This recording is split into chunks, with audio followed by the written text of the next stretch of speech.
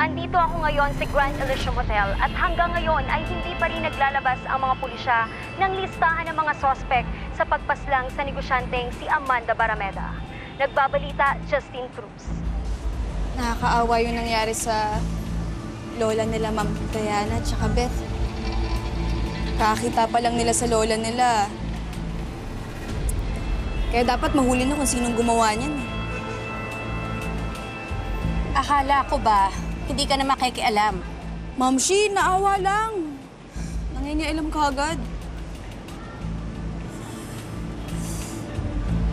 Si Hillary, Ma'am Si. Kamusta? Ayun, nawarsyak sa pagkamatay ng lola ng magkakapatid. Kung totoong apektado siya, bakit hindi pa kasi siya umamin na hindi siya ang totoong Amy? Ang dami mong hanas! Nag-uusap na tayo, di ba? Hindi ka na makikialam. So kung ano man yung plano ni Papsi mo, ni Hillary, labas na tayo doon.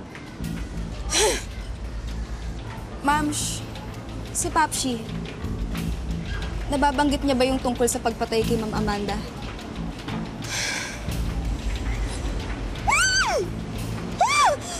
Ang kulit-kulit mo!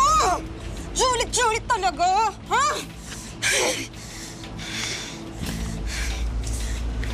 Ay, naku! Buhatin mo na nga yung mga yan. Halika na, umalis tayo!